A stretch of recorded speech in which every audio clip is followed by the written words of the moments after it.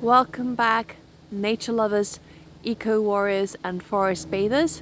It's Nick at Nick's Nature Walks, episode 12, and welcome back. It is a week later from episode 11, and what a difference a week makes.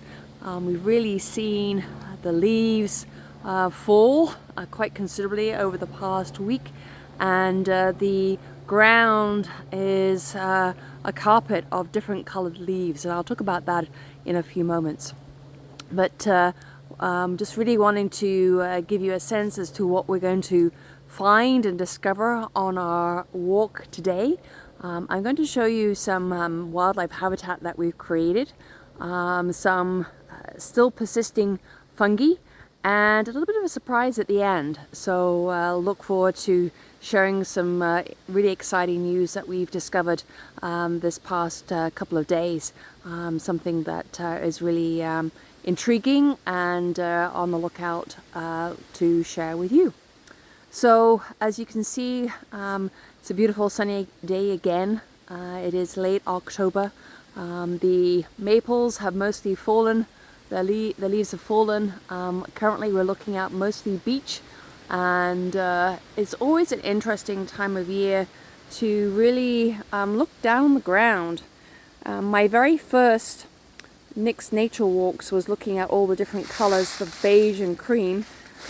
In our woods, we're very fortunate that we have different colors. We have the yellow pathway with the red pathway. This year was really a burnt orange year for the fall colors. And so the reason why it's sort of important to look down on the ground this time of year is it's amazing how we are able to discover trees that we didn't know that we had because of the leaves that have dropped. And we've discovered red oaks that way, that during the course of the year we had no idea that we had. Actually, one leaf fell on back of one of our dogs one year, and we were trying to figure out where the oak tree was, and eventually found it. It was a tree that we hadn't noticed before. We also do some tagging this time of year because sometimes we'll see leaves of trees that have emerged from the ground that are really prominent, that will tag, like oaks, bitternut, as we want to preserve those and keep an eye out for those growing. So down here we've got a mixture. I think we've got some basswood, some beech, some maple. I'm not seeing any oak in here, but again, this leaf litter is just so important for the ground and for the moisture and for the fungi, and also for wildlife, because they scoot under there to hide and to forage, and keeping there out of the way of certain predators that are in our woods. And that gives me a nice segue to something that I wanted to show you. And I'm just going to pan up here. So you can just see at the top there is a birdhouse, and you may ask, so what lives in there? Well, I'm not quite sure what's living in there at the moment, but we put that up last year, and the reason for putting it up there was to attract barred owls. We have barred owls in our woods. We have screech owls as well. We have saw-whet owls, but we really wanted to create some habitat for the barred owl, and so we put up this owl house. There's some specifics that are important to have as part of constructing: the size of the house, the size of the opening, and also having good perch. And we took the idea of creating this habitat from a great channel that comes live around about February time, that has a camera outside and inside a owl house in Indiana, I believe it is, and we watch the barred owls arrive, lay the eggs, keep an eye out for the eggs hatching, and the little owlets emerge, and seeing the incredible growth over a period of 6 weeks before they fledge. It's just amazing. I'm not thinking about putting a camera in ours, but again, trying to introduce that habitat. We know we have barred owls here, and just really wanting to encourage their growth and their preservation in our woods. So I'm just going to go for a walk, so come walk with me, and I'll show you some other interesting things that we're discovering in our woods this time of year that sometimes we're not really seeing because of the leaf litter, sorry, the leaves on the trees. I'm just going to go through here. We've got some hemlock going through here, and sometimes it's great just to go off the trail in order to explore. And I don't know, I know for me, I'm a little bit reticent sometimes of the year to going off the trail, particularly spring and probably earlier in the fall, because I'm not really a snake lover. And we don't have poisonous snakes where we live, but there are garter snakes. And garter snakes, or any snake, likes to hibernate over the winter time in Ontario. And we believe we have a hiberniculum, which is basically a mass hibernation area for snakes. So I'm pretty sure that it should have gone by now because it's a little cool today. But what I want to show you is this tree trunk and the fungi that's growing on it, and it's called turkey tail. And when I first saw it, I felt as though I was underwater, like in coral. But it is absolutely covered in this type of fungus called turkey tail. And I'm just going to zoom in a little bit just to see it. And it is absolutely covered, this whole trunk. This is a dead tree, but you can just see the effect of the lines here, the colors. It looks like lichen, but it's actually a fungus. It's gone all the way down to the base of the tree, right down here, and onto this trunk as well. And this has really sort of gone over now. But we've, as I mentioned in episode 11, had just an amazing season of fungus. So this is just one type that we see, and it's quite the aesthetic when you look at it. Just amazing, just amazing. Okay, so we're just going to walk through here. But we have a real mixed wood. This is probably more where we've got hemlock in here, and we look out this time of year for porcupines. They like hemlock. And we've also found some interesting collection of hemlock cones. Some very organized squirrel has actually had, I think it's in a different area now, had organized all the cones in a pile, but they're all facing the same way. And they're all collected, all in order, all in line, and just very organized, which was sort of very interesting to see and figure out how much time it must have taken, and just the intelligence there that we don't often attribute wildlife that has intelligence. So walking down this path here, I don't think we've actually walked down here together. We have some beach on the side here, and the sun's just coming through. Just another beautiful day.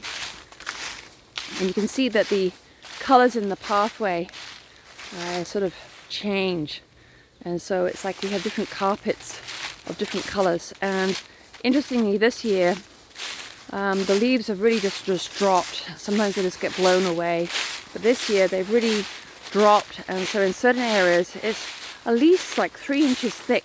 You feel like a little kid just kicking away on the leaves, and so pretty noisy when you're walking, but a nice sound to hear, and that little bit of childlike quality that's sometimes always good to have, that's always in us somewhere, our inner child, to play around and just kick the leaves as you're walking along.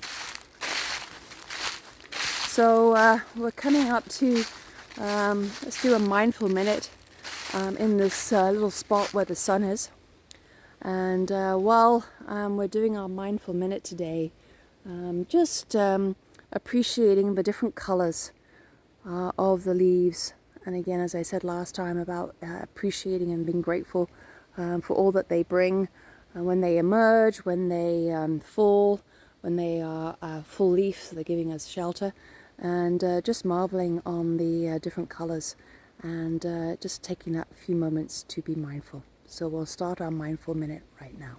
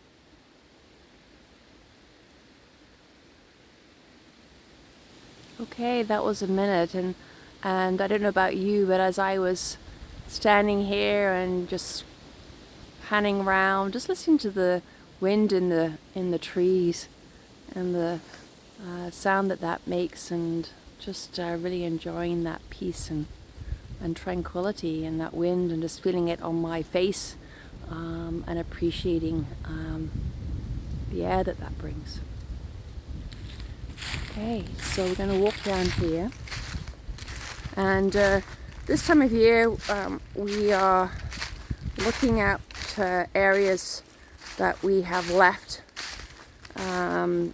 really sort of unattended during the course of the spring and summer, and we cut some trails through where the grass is overgrown, so that during the winter time we have different options of walking, because sometimes when we get snow here we want to make sure we're still getting outside and walking and being able to walk through some areas that we've left fallow.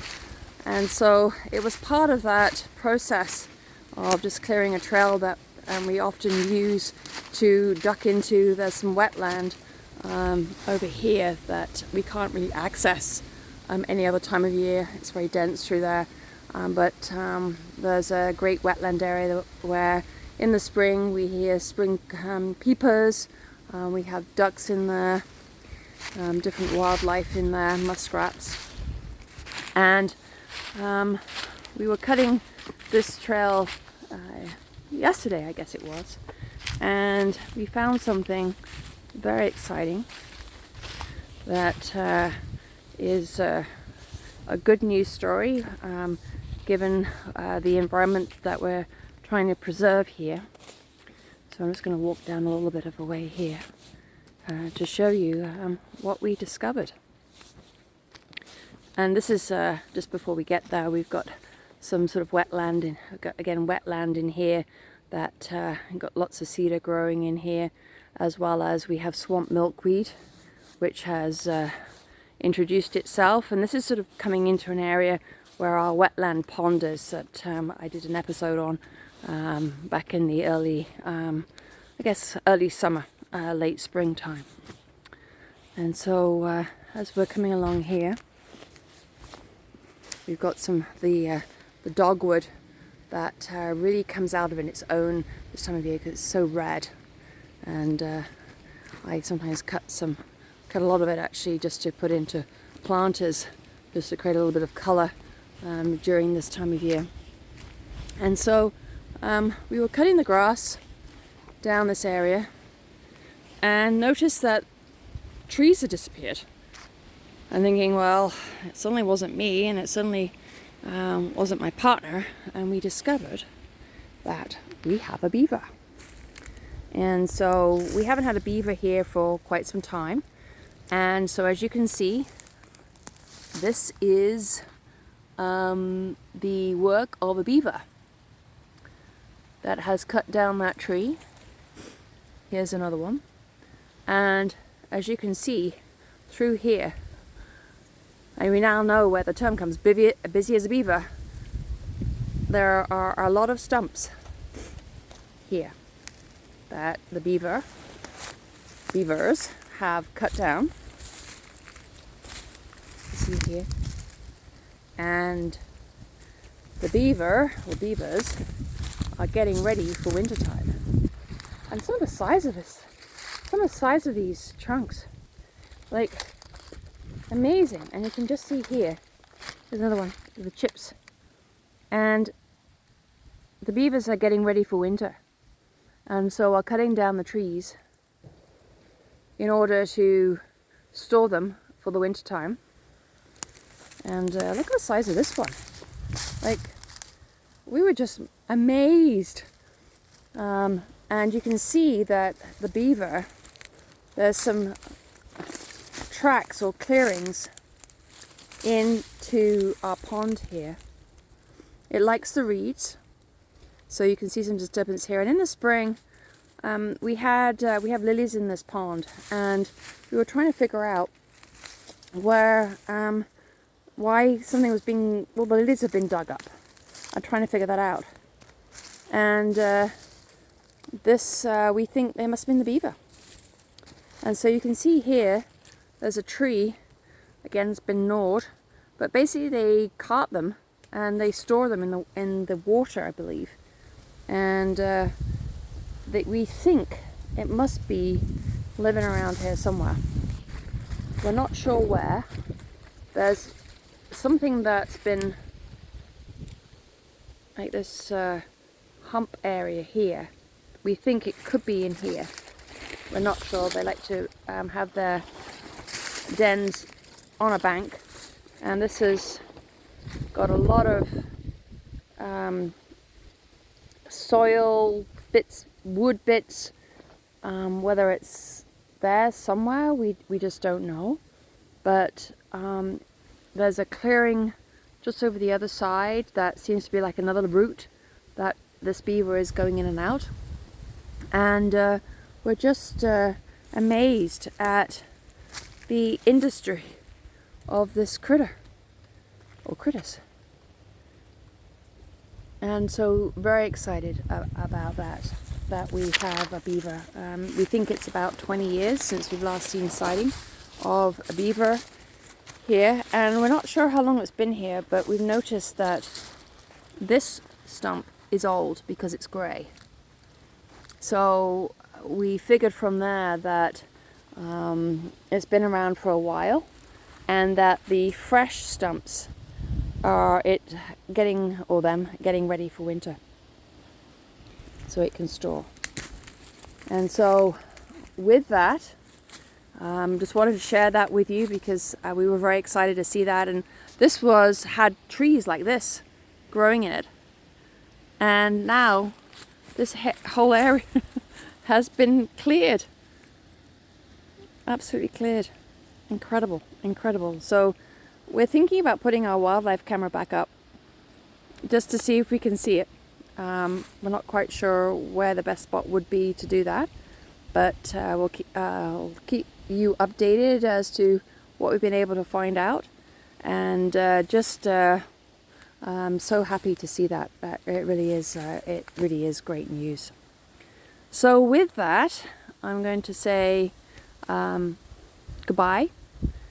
Another episode of Nick's Nature Walks, a little longer than usual, but did really want to show that to you and go on a walk. And I'm very happy that I was able to share that news and share the, I guess, mid to late fall with you. So with that, I wish you well. Have a great week. Take good care. Make sure that you find calm and tranquility in your life. Take some good breaths and be at ease. Thank you very much, everyone. Take good care.